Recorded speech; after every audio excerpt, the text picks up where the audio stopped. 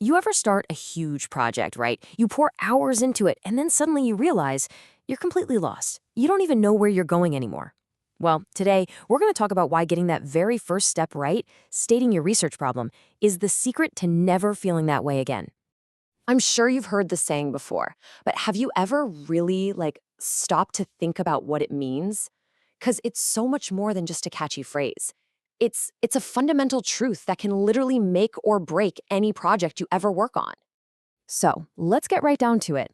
What does a well-stated problem actually look like? And how is it possible that this one single step is so powerful it unlocks the entire research process? That is exactly what we are going to unpack right now. Okay, imagine you're about to go on a big road trip. You wouldn't just get in the car and start driving randomly, would you? No way. You'd need a destination. And in the world of research, your research problem is that destination. It is the X that marks the spot on your map. So what are we talking about here officially? Well, according to Kurlinger, a research problem isn't just a topic, it's a specific question about the relationship between things you can actually measure. It's the difference between being vaguely interested in cars and asking a really sharp question like, does the type of tire affect a car's fuel efficiency? See that clarity? That's the power we're talking about. And this slide just nails that idea. It shows you the journey from a foggy concept to a crystal clear problem. On one hand, you have patient well-being. It's a great place to start, for sure, but it's massive. It's like saying you want to explore all of North America.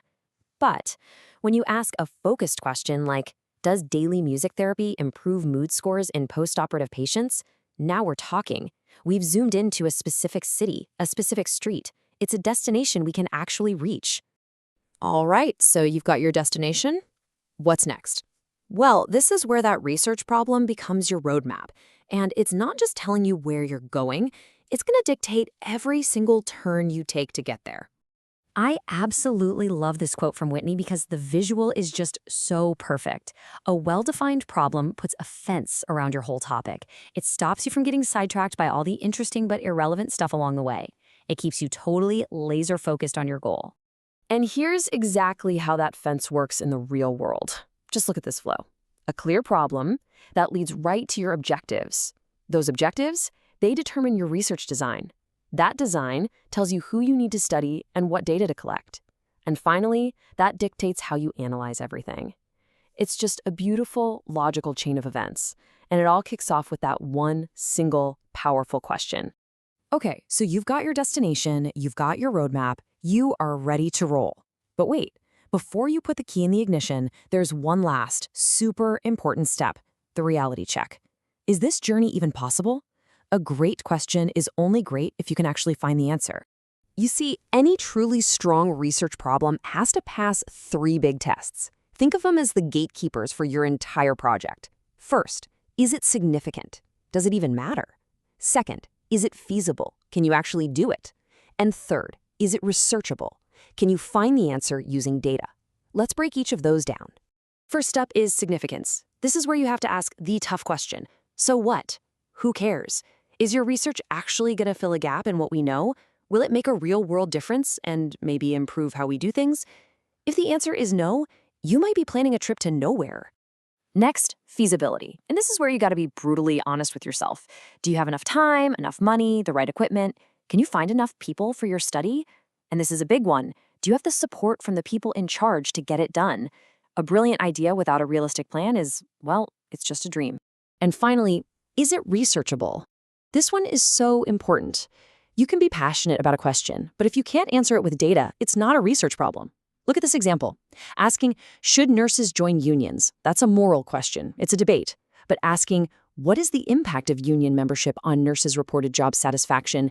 Now that is research. It's a subtle difference, but it is everything. Okay, so now we know what makes a research problem great. Let's talk about how to dodge the common mistakes that can send your entire project off a cliff before it even gets going. The single biggest pitfall, the #1 mistake, is being too vague. A problem that's not focused is like a map without any roads drawn on it. It's completely useless. It leaves you feeling confused and makes it pretty much impossible to design a study that leads anywhere meaningful. And that's exactly why you have to think of this whole thing as a cycle. It's not a one-and-done item you just check off a list. As you see here, it's a process. You plan, you analyze, you evaluate, and you refine it over and over. You're basically chipping away at a big block of stone until you're left with a perfectly formed, powerful research question. So let's circle all the way back to where we started. Why is getting this first part right so important that we say it's half the battle?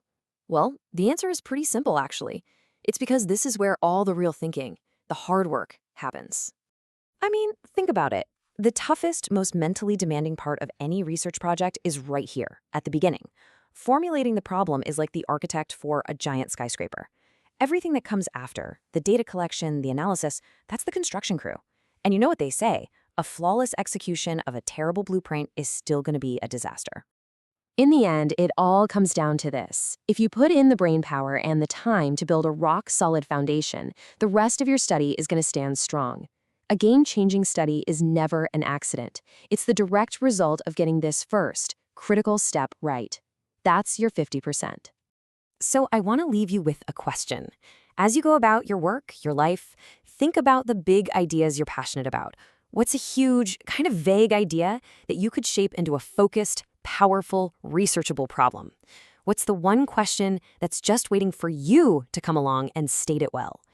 The world's got plenty of problems that need solving. Go find yours.